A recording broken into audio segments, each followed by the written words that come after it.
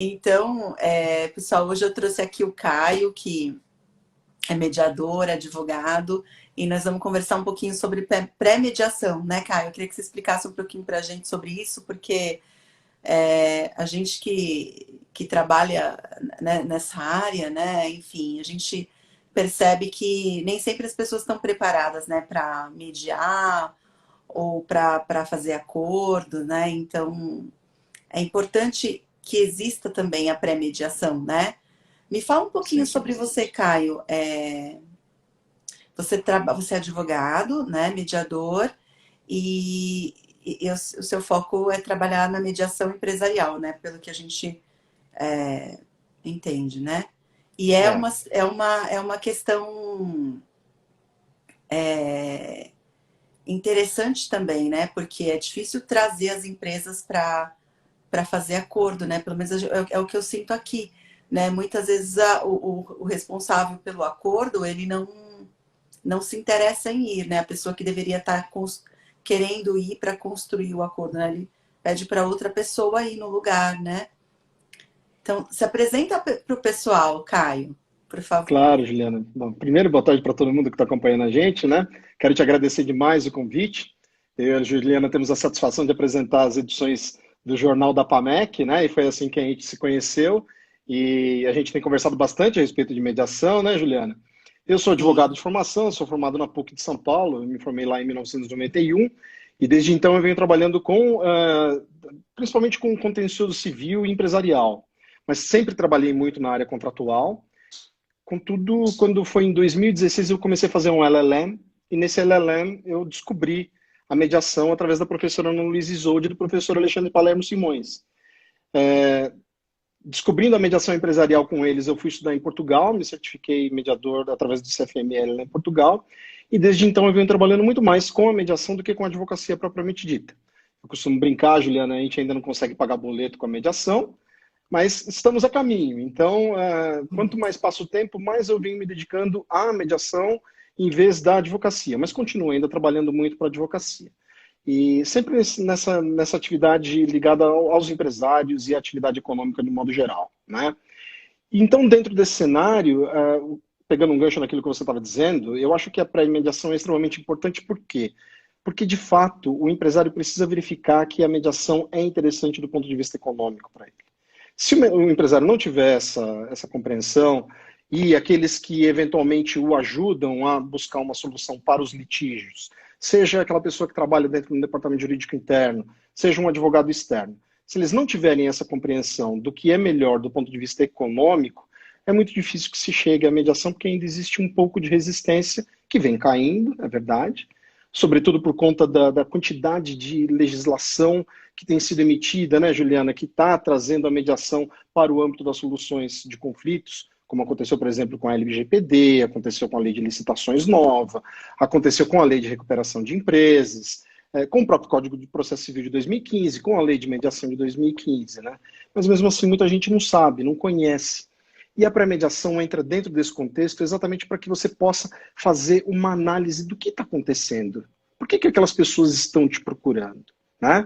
E o advogado, quando ele recebe o caso no escritório dele, ele precisa ter também essa visão do tribunal multiportas, né? Qual porta que eu vou abrir para resolver a solução para o meu cliente e para entregar para o meu cliente aquilo que atenda aos interesses dele? Muitas vezes é a mediação, mas muitas vezes não é.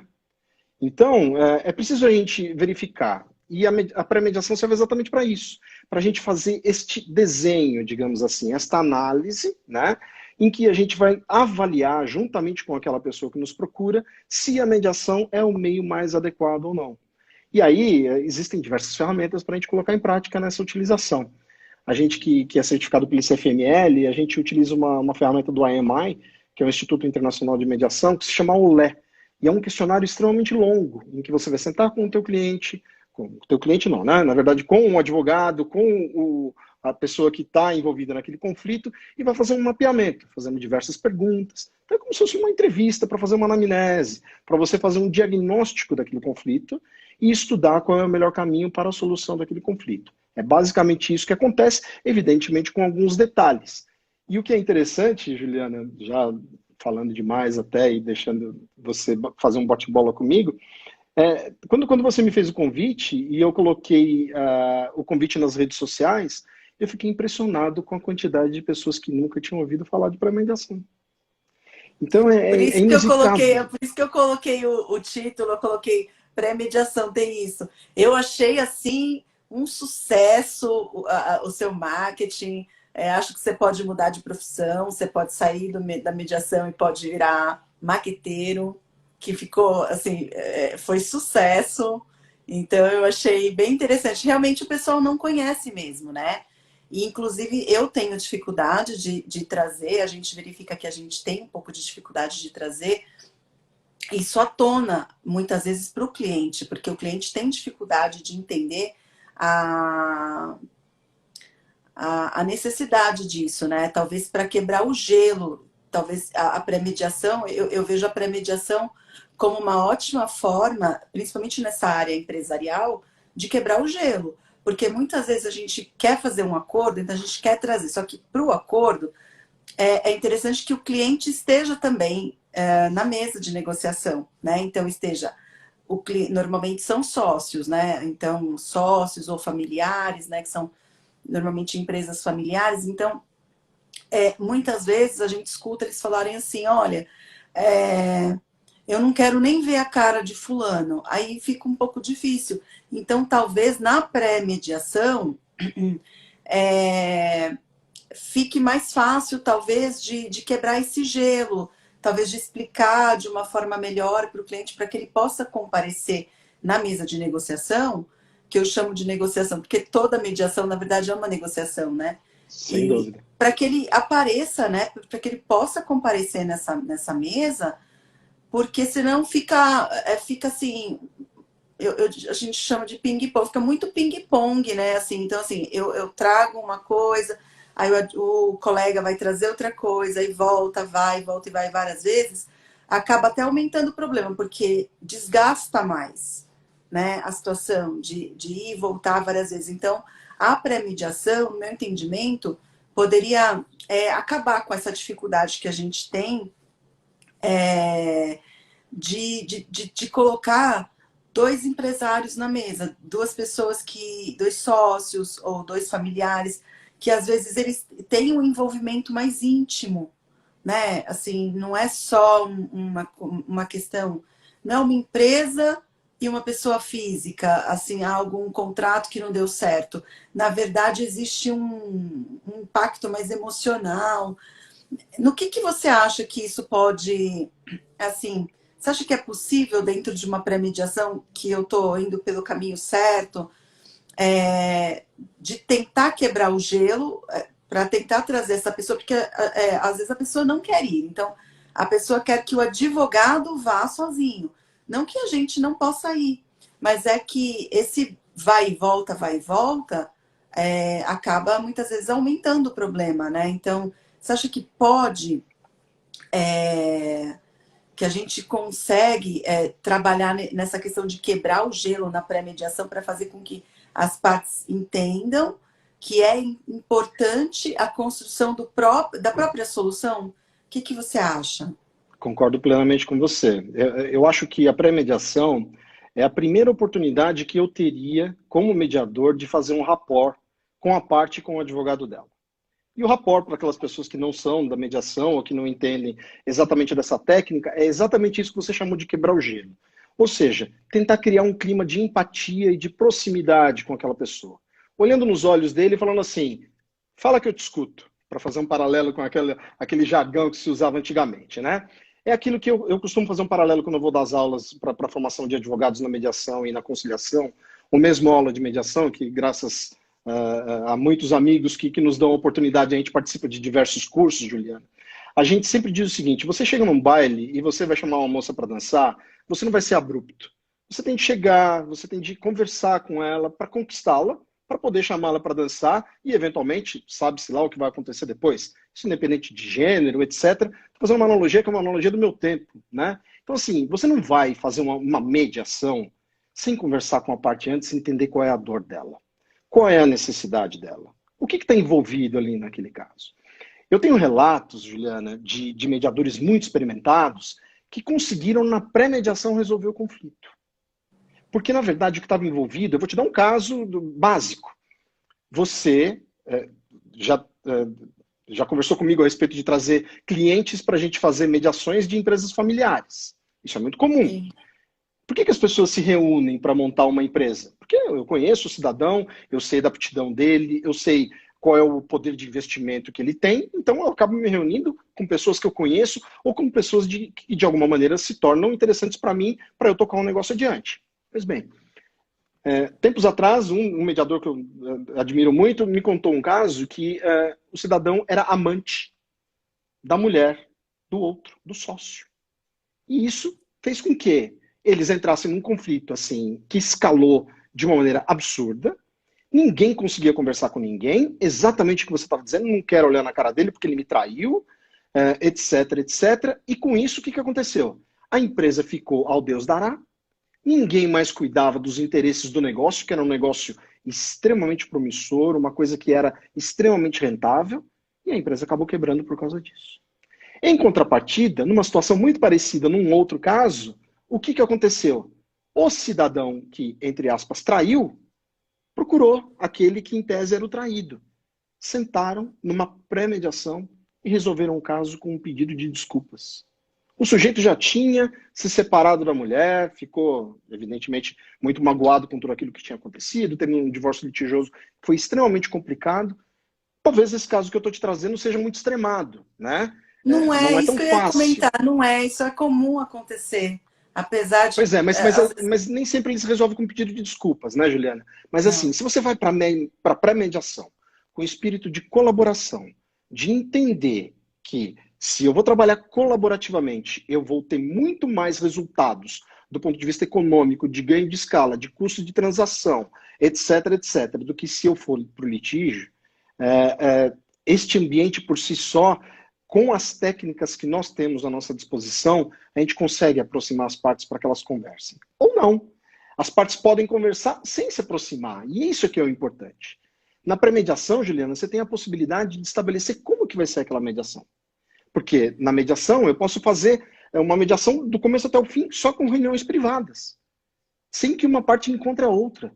E eu vou funcionar como se eu fosse a bolinha do ping-pong, em que um vai rebater do lado de cá e o outro rebate do lado de lá, e eu vou utilizar das técnicas nesse diálogo, que na verdade não vai ser um diálogo, porque eles não vão ter um contato direto, mas é uma maneira de comunicação.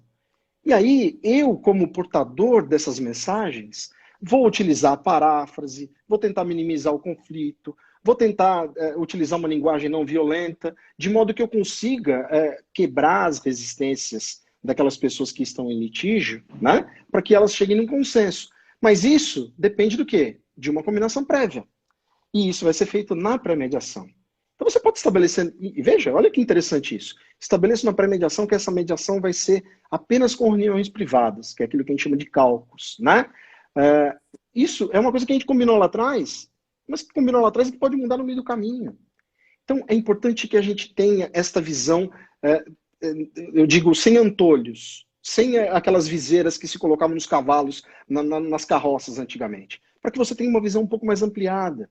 E nesse aspecto, eu sempre digo, quem assiste o Jornal da PAMEC sabe que eu prego muito isso, a gente precisa de uma formação multidisciplinar do mediador. O mediador precisa estudar a teoria do conflito, precisa estudar a teoria da comunicação, precisa estudar a teoria dos jogos, ele precisa ter uma noção de questões do ponto de vista antropológico, sociológico, de psicologia, né? Então, tem muito mais por trás de um conflito do que por simplesmente aquilo que está aparente, que a gente costuma dizer, né? E para analisar tudo isso, é preciso combinar com eles. Como é que vocês querem que eu ajude vocês? É aquilo que o Renato Herz costuma brincar, o nosso grande amigo e mediador, engenheiro. Ele fala assim, na pré-mediação é a oportunidade que eu tenho para pedir os meus 5 minutos de ribalta. Por quê? Porque me dá a oportunidade de mostrar para você que eu posso te ajudar, né? É isso o nosso objetivo na pré-mediação. E aí, assim, é esse bate-papo que eu estou tendo com você aqui agora. Você percebe, a gente começa por um lugar e a gente vai caminhando, e a gente vai caminhando. A gente não sabe exatamente onde a gente quer chegar, mas a gente vai traçando esse caminho porque a gente sabe qual é o objetivo. Se vai ser daquele jeito, eu não sei, porque a mediação não tem por objetivo a obtenção do acordo, né? Mas mesmo que a gente não consiga o acordo, Juliana, a gente já vai conseguir ter resultados positivos, porque a gente vai diminuir a simetria de informação, a gente vai diminuir a litigiosidade. Então, o mediador, juntamente com a pessoa que está envolvida naquele conflito, e, sobretudo, com a presença do advogado, consegue dialogar da maneira como eu estou dialogando com você aqui agora, para a gente conseguir seduzir aquelas pessoas e, eventualmente, se for o caso, mostrar, olha, a mediação é o melhor caminho para você, venha fazer mediação comigo que a gente vai, de alguma maneira, melhorar essa situação que você tem hoje. Não, é uma ideia muito boa, principalmente de fazer de ter, né, essa ferramenta da mediação para a gente fazer as reuniões separadas, né? E assim, eu entendo que a pré-mediação ela é muito importante para que a pessoa entenda o cenário que ela vai estar inserida. Porque muitas vezes elas não como elas às vezes nunca participaram, né?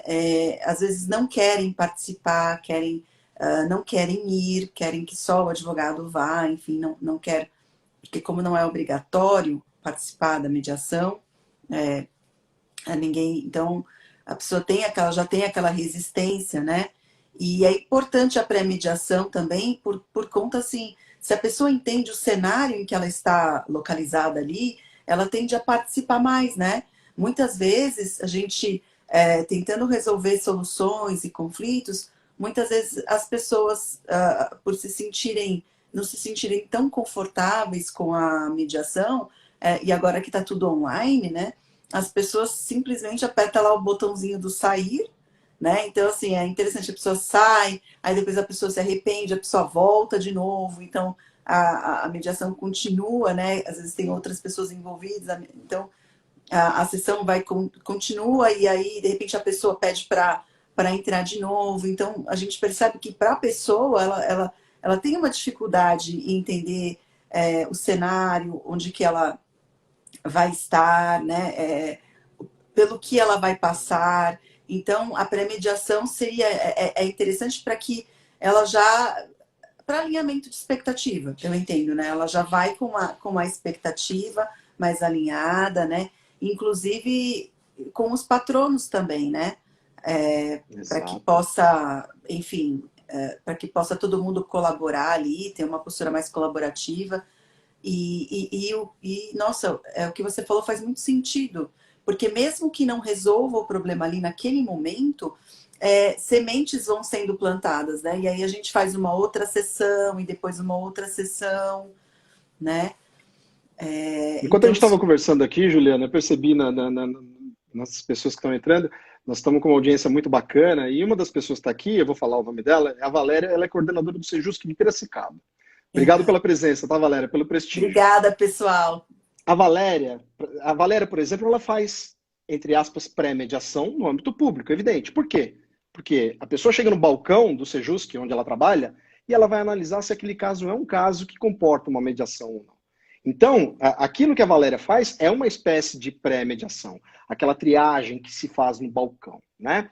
E aí, fazendo um gancho disso, perceba, você falou uma coisa muito interessante. Você só vai topar entrar na mediação se você conhecer, se você souber do que se trata.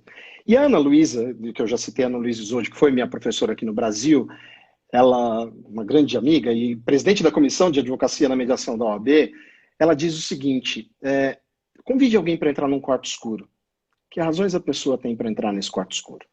Então, quando você convida alguém para a mediação não pode ser para ela um quarto escuro. Você precisa esclarecer o que está lá dentro e você precisa dizer para ela que você vai ter uma lanterna na mão para guiá-la nesse quarto escuro. Né? Quando você mostra isso para o advogado, fica mais fácil ainda. Porque geralmente a escolha da mediação passa pelo advogado, né, Juliana? Ou pelo diretor jurídico do interno da empresa, enfim. Mas, de qualquer maneira, para a pessoa aderir, para a pessoa participar do procedimento, é preciso que ela saiba do que se trata. Porque mesmo que haja uma cláusula de mediação, né, nos contratos de um modo geral, eu mesmo já não faço mais contratos sem cláusula de mediação. Evidentemente que, desde que todos os contratantes estejam de acordo com aquela cláusula, né? Mas a cláusula de mediação te obriga a comparecer à primeira sessão, não te obriga a permanecer. Então, veja, é um incentivo para que você participe, mas para que você participe, você precisa saber do que se trata, né? E aí, você falou uma palavra que eu acho que é fundamental, Juliana, que é o alinhamento, né?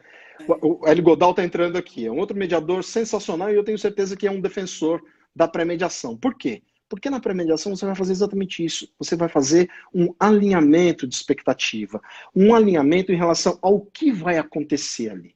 Então você vai se dirigir ao mediador ou à secretaria da Câmara que você está procurando, ou mesmo no Sejusc, você vai dizer, olha, eu quero fazer uma mediação por causa disso, disso, disso. Opa, pera um pouquinho. É o caso de mediação? Nós estamos tratando de uma situação em que nós temos uma relação anterior existente entre as partes, ou é algum conflito que surgiu, por exemplo, de um acidente de veículos, né? Aqui no Brasil a gente tem muita essa diferenciação, que lá fora já não é tão grande assim, mas aqui no Brasil existe essa diferenciação de conciliação e de mediação, então você precisa saber direcionar. Ou então, não é o caso de fazer uma mediação, vamos tentar fazer uma negociação direta. Ou, eventualmente, não é o caso, vamos direto para o judiciário. Porque há casos, Juliana, que não tem jeito. Mediação não é panaceia, né? Existem casos que precisam ser resolvidos no judiciário. Principalmente alguns casos que demandam interesses que são ditos indisponíveis, né? Como, por exemplo, questões de família, etc. Mas, independente disso, é preciso você ter senso crítico de analisar se aquele caso é ou não um caso mediável. E a grande maioria deles. E o mais importante, né, Juliana? É um caso de mediação? Ok. Mas vamos ouvir as duas partes que estão envolvidas. Será que eles querem vir? Será que eles estão dispostos, que eles têm consciência da autonomia da vontade deles, da voluntariedade que um procedimento como esse demanda? Será que eles estão dispostos a trabalhar de uma maneira colaborativa, de uma maneira prospectiva em direção à solução desse conflito? Porque não adianta nada também, Juliana, a gente ficar utilizando a mediação ou mesmo a pré-mediação como uma fase de disclosure, como, por exemplo, existe lá nos Estados Unidos, né? Da revelação de provas. Ah, eu vou utilizar essa mediação aqui porque eu quero ver qual carta que ele tem na manga para utilizar contra ele no processo. Não é esse o objetivo. Se é esse o objetivo, não venha. Porque fazer mediação pressupõe que você esteja de boa fé. Pressupõe que você queira resolver o caso de uma maneira consensual, né? Sem trazer para o ambiente da mediação esta litigiosidade que a gente tem íncita dentro de nós. E aí eu acho que utilizar tanto a pré-mediação quanto a mediação depende de uma questão cultural também, né, Juliana? Porque depende de você saber, como a gente já disse, do que se trata. Para os advogados, é preciso que os advogados tenham acesso a essa ferramenta, tenham aulas a respeito disso nas faculdades. O Hélio está aí, eu sempre defendo. Eu acho que a mediação deveria estar na faculdade de economia. A mediação deveria estar na faculdade de administração de empresas, porque ela serve não só para um litígio instaurado, mas para eventualmente você levar isso para dentro da tua empresa, para que os departamentos conversem entre si, para que você diminua a assimetria de informações entre os departamentos dentro de uma empresa, para acabar com aquele conflito que a gente vive dizendo, que a gente vive ouvindo, né, Juliana? Você sabe também, eu fiz um negócio, mas o jurídico barrou. Eu consegui tal venda, mas acontece que o fiscal não aprovou. E assim por diante. Quantas vezes a gente não vê esse tipo de coisa? Então, o mediador tem este papel de ouvir e de trazer o outro para ouvir também. Todas as mediações que eu faço, eu começo dessa maneira, sabe, Juliana? Eu falo, olha, é lógico que a gente pede, na fase de pré-mediação, um relato a respeito daquilo que está acontecendo, por que você está vindo para cá. E no meu caso, como eu costumo fazer mediações ad hoc, que são aquelas que não são através de câmaras, nem através de Sejuscs, né? Muito embora eu trabalhe em Sejusc, mas no âmbito particular, você vai fazer a pré-mediação comigo. Você não vai fazer com uma secretaria, né? Então eu peço para você me relatar o que está acontecendo, para você me trazer tudo por escrito, para eu poder fazer um mapeamento daquilo. E aí eu costumo dizer, bom, agora que nós temos isso, vamos tentar nos colocar num lugar do outro. Vamos tentar fazer essa inversão de papéis. Toda proposta que você trouxer, procure se colocar no lugar do outro como se ele estivesse ouvindo a proposta que você está fazendo. Tem razoabilidade? É factível do ponto de vista da viabilidade econômica, de atender ao interesse dele? Então, a gente já começa a fazer esse exercício de aplicação de técnicas, que são as técnicas que a gente aprende na nossa formação, desde a pré-mediação. Para quê? Para conquistar as pessoas. Para que as pessoas possam se engajar desde o início, né? E definindo como é que vai ser, esclarecendo para eles que eles são os protagonistas. Que qualquer modificação que houver necessidade de se fazer no caminho, no percurso da mediação, eles é que vão levar isso adiante. Num primeiro momento, como eu te disse, talvez estabelecendo reuniões só entre você e as partes, prevendo também, eventualmente, uma reunião só entre você e os advogados, que é extremamente importante. Eu costumo colocar nos meus contratos, nos meus termos de mediação, Juliana, possibilidade, inclusive, de fazer reunião só com as partes, sem os advogados delas. Porque às vezes é muito importante, porque às vezes você tem uma divergência de interesse entre o cliente e o advogado. Quantas vezes os advogados não fazem contratos que acabam inviabilizando para o cliente fazer um acordo, porque o cliente depois não vai ter condição de pagar os honorários do advogado? Então, assim, tem muitas nuances, muitas questões que precisam ser analisadas e que é importante fazer esse mapeamento na pré-mediação para você deixar tudo esclarecido no termo de mediação para seguir dali adiante trabalhando esse conflito da maneira que for possível, porque eu costumo dizer que a gente não faz a mediação que a gente quer, a gente faz a mediação que as partes e os seus advogados permitem que a gente faça. Né? Isso tem muita coisa muito interessante, né? Essa observação sua do advogado, que muitas vezes o advogado não. A gente tem também, né, essa dificuldade dos colegas entenderem muitas vezes a importância da mediação e de tentar fazer um acordo, né? Realmente e se colocar no lugar do outro. Muitas vezes eu escuto todo mundo, acho que de todas as áreas, né? As pessoas sempre falam de empatia, né? No LinkedIn, então, o pessoal adora, né, colocar esses posts de empatia, mas na verdade, assim, falar é uma coisa, fazer é outra, né? E como a advocacia é uma profissão binária, a gente tem essa dificuldade. Então, isso que você colocou é muito interessante. Por quê? Porque a advocacia, por ser uma profissão binária, tem sempre assim, você vai estar sempre defendendo aquele cliente né, defendendo os interesses do seu cliente. Então, o que a gente tem percebido? Fica um pouco difícil a gente fazer um acordo ou a gente conversar sobre algo se a pessoa ela apresenta um acordo que só beneficia o cliente, né, que ela está defendendo. Então, ela não tem aquele olhar assim, eu vou apresentar um acordo, como você colocou, que seja razoável para o outro e para mim, que seja factível, que seja justo, que esteja dentro de uma razão, enfim, que seja razoável para todos. Então, e aí acaba que de um conflito acaba gerando outro conflito. Por quê? Porque diante daquela conduta de que não há empatia, né? Porque um só está vendo a questão, né, do cliente, o outro só está vendo a questão do outro cliente. Aí, os clientes, eles também estão já numa situação de conflito. Então, eu acredito que por conta disso, o problema aumenta. Então, a gente tinha um problema, né? E aí o problema era de um tamanho, e aí ele vai aumentando, porque o problema 1 era só com os clientes. Aí o problema 2 acaba acontecendo de muitas vezes gerar uma antipatia, né? Entre os patronos, porque o patrono, né, às vezes aparece com um acordo muito fora da razoabilidade, e aí às vezes o colega, né, o colega já fala, não, então já não quero mais conversar, acabou o acordo, vai, encerra tudo, e aí já fecha a porta, né? Então também tem isso. Sem sombra de dúvida. Mas eu acho que isso acontece, Juliana, porque a gente tem uma dificuldade muito grande. Eu não gosto muito de utilizar aquela expressão do pensar fora da caixa, né? Mas eu acho que a gente tem uma dificuldade muito grande de pensar além daquilo que está ao nosso alcance. Eu estou dizendo isso por quê? Porque eu também sou advogado, então eu fico muito tranquilo para falar a respeito. Eu acho que o grande problema é a gente se apegar à nossa posição. É a gente ficar defendendo aquele ponto de vista e, principalmente, assim, ligado ferrenhamente àquele dogma, ao meu ponto de vista jurídico, à defesa daquilo que eu tenho em relação ao posicionamento do pedido que o meu cliente está fazendo. Por que isso acontece, eu acho? Porque advogado não estuda técnica de negociação. Eu acho que mais importante do que a empatia é importante, sem sombra de dúvida. Mas eu acho que mais importante do que a empatia é você olhar para o conflito e pensar no outro, não como parte do problema, mas como parte da solução. Esta é a questão.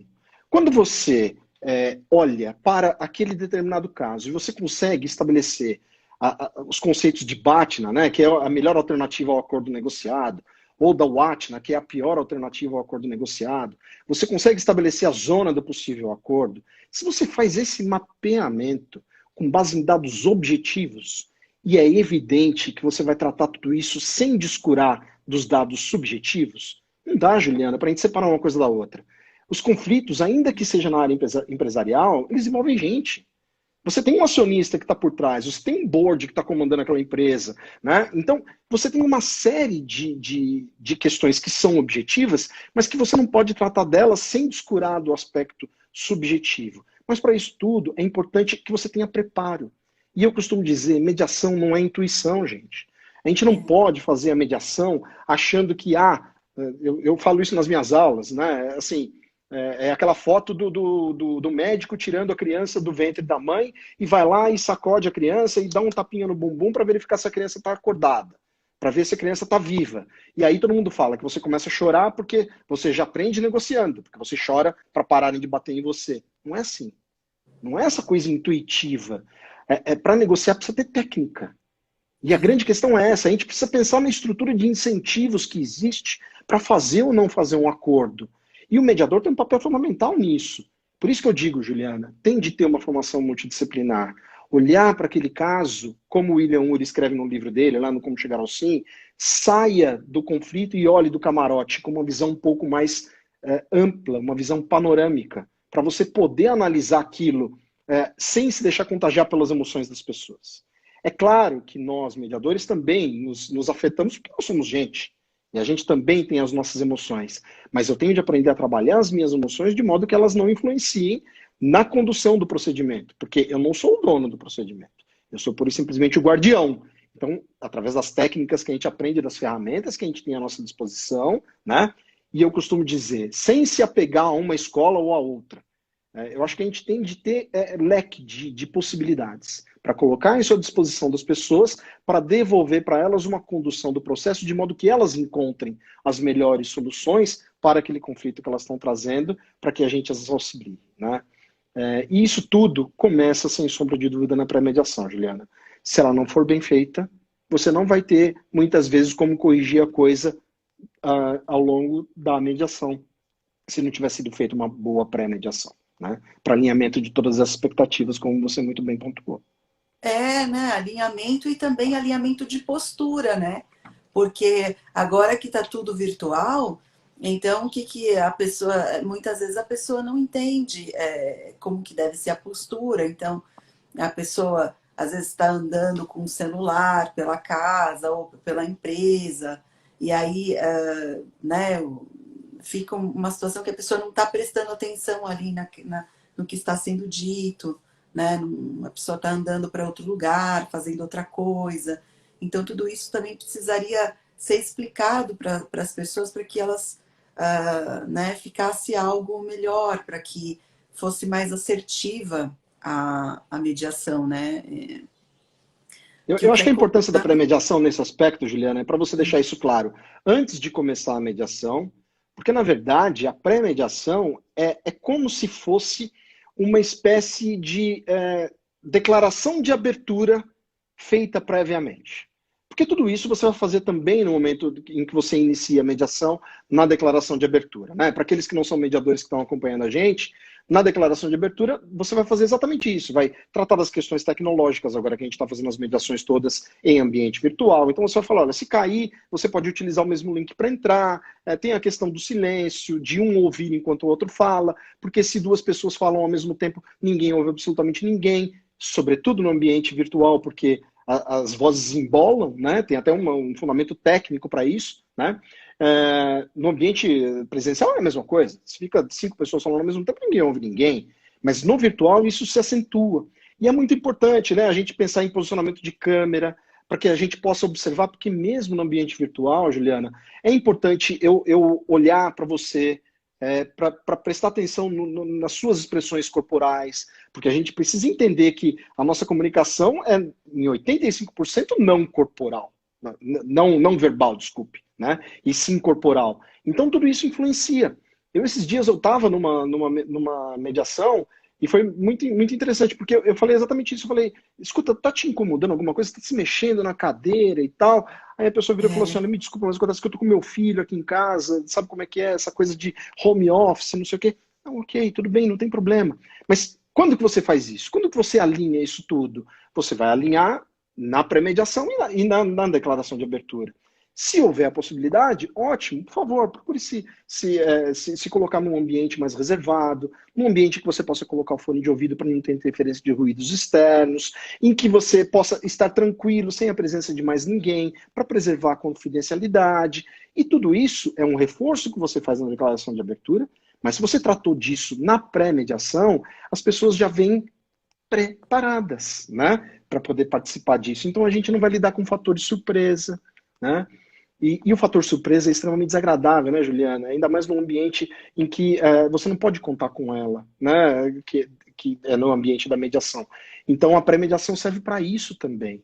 Para você dizer, olha, a gente vai ter, muito embora seja flexível, seja um procedimento que ele não é tão formal, a gente precisa obedecer algumas regrinhas, né? Algumas normas de conduta, de educação, né?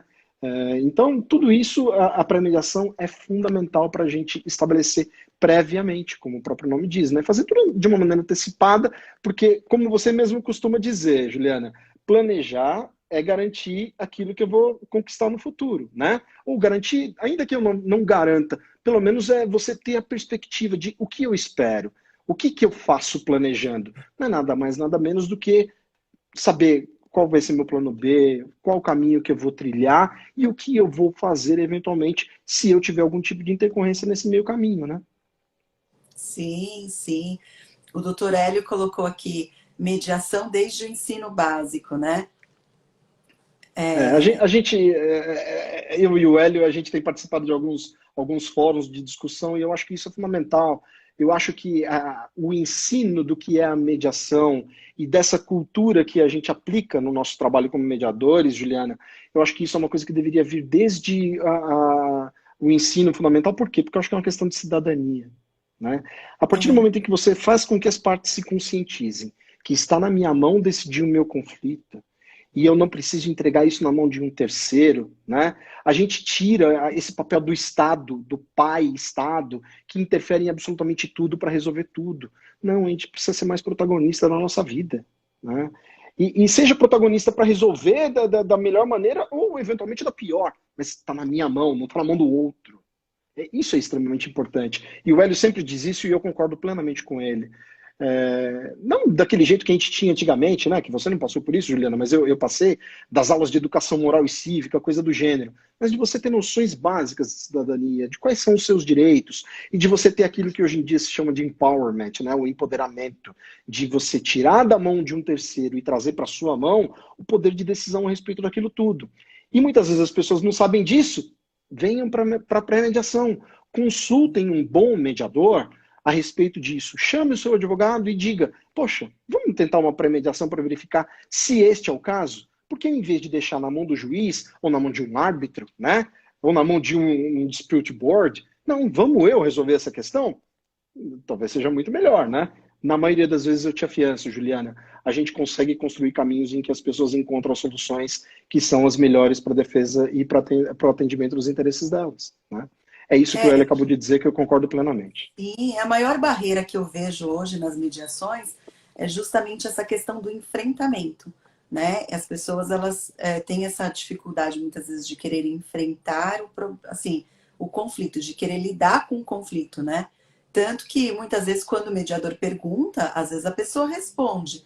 Não, em vez dela responder o que ela quer, o que ela acha, como que, qual é a solução, ela muitas vezes fala, não, meu advogado é que sabe, o que o meu advogado falar, tá falado, eu não quero falar, eu não quero.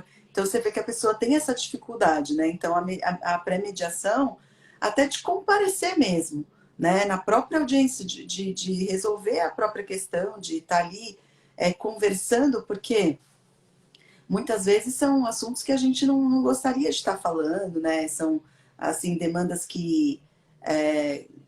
assuntos constrangedores, dilemas, né? Situações que a gente não gostaria. Então, muitas vezes a gente marca uma vez, duas vezes, a pessoa desmarca, né? Porque a pessoa está com aquela dificuldade. Então, a pré-mediação é muito importante para justamente também trazer a pessoa para um ambiente de protagonismo, né? Como você muito bem colocou, né? Para que ela Sem entenda o dúvida. quanto é importante, né? A Elaine está fazendo um comentário bem interessante aqui, que é exatamente isso, né? Não é igual aquele desenho animado que tinha antigamente, eu não me lembro o nome, que tinha umas motoquinhas que falavam e tal, e aí tinha um que falava assim, eu te disse, eu te disse, eu te disse. Não é para isso. Mas o que ela está dizendo é assim, nós combinamos. Aquilo que está combinado, a gente tem, infelizmente, aqui no Brasil, a gente faz contratos, os contratos são feitos para quê, Juliana? São feitos para prever o que vai acontecer na anomalia do descumprimento. A gente não pensa no porquê aquele contrato está sendo criado, na relação que está sendo objeto daquilo. E que essa relação é que deveria ser cuidada, né? Então, quando a gente faz uma pré-mediação, é mais ou menos para fazer isso que a Elaine está dizendo. Olha, a gente não fez um pacto de não agressão lá atrás? Um pacto de que a gente vai ouvir o outro enquanto o outro está falando? A gente fez isso na pré-mediação. Então, vamos tentar honrar este compromisso que a gente assumiu um com o outro, né? É exatamente isso. E tem uma outra coisa, sabe, Juliana? Eu entendo a resistência das pessoas. Eu entendo que muita gente não quer enfrentar o conflito por ela mesma e que ela prefere entregar na mão do advogado, como quem diz, eu estou entregando na mão do meu advogado, então agora eu posso dormir tranquilo. Isso não é verdade, né? Isso é uma grande É, uma ilusão. Mas eu confio nas ferramentas que a mediação coloca à nossa disposição para que a gente consiga quebrar essas barreiras. E o caucus, a reunião privada, é talvez uma das coisas mais bonitas que existe na mediação. Porque ali é como se fosse o padre chamando uma pessoa para o confessório, né? Estamos só nós dois. Então aqui você pode contar. Porque existe uma confidencialidade interna do caucus. Eu não vou contar para o outro o que você está me dizendo, mas tendo a informação, eu vou utilizar esta informação de uma maneira que você não está conseguindo. Eu vou levar o recado para o outro de uma outra maneira. Não com as suas palavras, não do jeito que você está me dizendo, não com essa agressividade que você está colocando em relação a ele. Eu vou utilizar de técnicas para reenquadrar isso, né? Para trazer isso com uma outra roupagem, sem que ele saiba que foi você que me deu essa informação desta maneira. Então eu vou trabalhar isso. Na verdade, é você tentar fazer com que as informações estejam todas no mesmo patamar, como se diz hoje em dia, todo mundo na mesma página, Juliana, só que sem que o outro saiba, sem comprometer aquele grau de, muitas vezes, de constrangimento, de vergonha, né? Porque as pessoas muitas vezes têm vergonha de mostrar a raiva delas também. E a raiva é um sentimento que é importante, ele precisa ser trabalhado. Nós não somos terapeutas, é evidente que nós não somos, mas a gente precisa entender essas questões que muitas vezes nutrem e que ficam alimentando um litígio de uma maneira que ele se torna interminável, né? E aí, utilizando essas ferramentas, muitas vezes você consegue fazer com que um esteja de frente com o outro e que essas coisas acabem, como se diz, virando a página. Vamos passar para a página seguinte? Vamos deixar isso lá atrás no lugar que lhe é reservado? E a gente tem diversas escolas de mediação para fazer isso, né? A transformativa, a circular narrativa são exemplos disso. A gente não vai esquecer o passado, mas a gente vai voltar a este passado, retrabalhando ele de modo a construir uma perspectiva de futuro, né? Então, assim, eu sou suspeito para falar, porque eu sou encantado com as escolas e com as técnicas que são colocadas à disposição dentro da mediação. E o que eu digo não tenha o preconceito de achar que, não, ele eu nunca vou olhar na cara. Não, com ele eu nunca vou fazer um acordo. Se você nunca vai fazer um acordo com ele, você vai ficar brigando com ele o resto da vida, né? Então, assim, a gente na mediação já conseguiu terminar casos que vinham se arrastando há 18, 20 anos. Casos sim. graves, de litígios societários, né, Juliano? Os litígios societários são muitas vezes piores do que os de divórcio, etc., né? E a gente consegue fazer com que as partes conversem. E mesmo que ela não queira conversar, vem conversa comigo, então. Quem sabe a gente consegue. Deixa eu conversar com o seu advogado. Quem sabe a gente consegue. E muitas vezes a gente acaba encontrando esse caminho. Você estava falando aí, eu estava pensando aqui de uma situação que eu não tinha ainda me atinado, né? Essa questão, a pré-mediação, ela também pode servir para quebrar justamente aquela abertura longa que se faz na mediação quando não tem a pré-mediação. Por quê? Porque muitos clientes já falaram isso para mim. Ah, eu não, aquilo parece um padre, aquela pessoa apareceu ali e aquela pessoa, né? Às vezes o mediador ele tem também aquele padrão a seguir, aquelas explicações, né? Que a pessoa. Então, às vezes o mediador fala: olha, vocês precisam entender como é que funciona a mediação, que não pode isso, que não pode aquilo, que tem que é isso.